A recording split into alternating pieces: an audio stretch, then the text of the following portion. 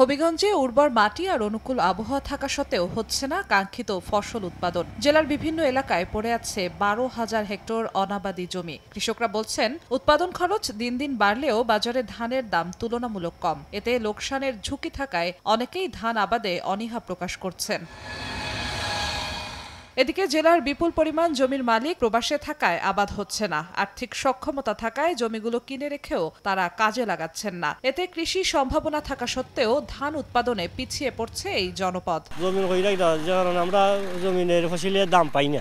বীজের দাম বেশি, সারের দাম বেশি। 7,000 8,000 টাকা এক কেয়ার জায়গা। গরিব যারা আছে এরা কিন্তু আইনা এটার মধ্যে কোনো ফায়দা হয় না। অনেক মানুষ বিদেশ থাকে, ও কারণে জমি অকল ফাঁকা থাকে। তবে কৃষি বিভাগ বলছে, পতিত জমি আবাদে আনতে বিশেষ উদ্যোগ নেওয়া হয়েছে। প্রণোদনা, আধুনিক প্রযুক্তি ও সচেতনতামূলক কার্যক্রমের মাধ্যমে কৃষকদের উদ্বুদ্ধ করার চেষ্টা চলছে। আর যে বর্গা চাষি যারা আছে, যারা বর্গা চাষ করে তাদের সাথে ওই মালিকের যদি আপনি মনে করেন যে একটা উইন উইন সিচুয়েশন সৃষ্টি করা যায় এবং নির্দিষ্ট শর্তের ভিত্তিতে আবাদ করবে, এরকম একটা সেটেলমেন্টে যদি আমরা যে বন্দোবস্তের ব্যবস্থা করতে পারি, 2, 4, 5 বছর বা 7 বছরের মধ্যে আমরা এই অনাবাদি পতিত জমিগুলোকে আবাদের আওতায় নিয়ে আসতে পারবো।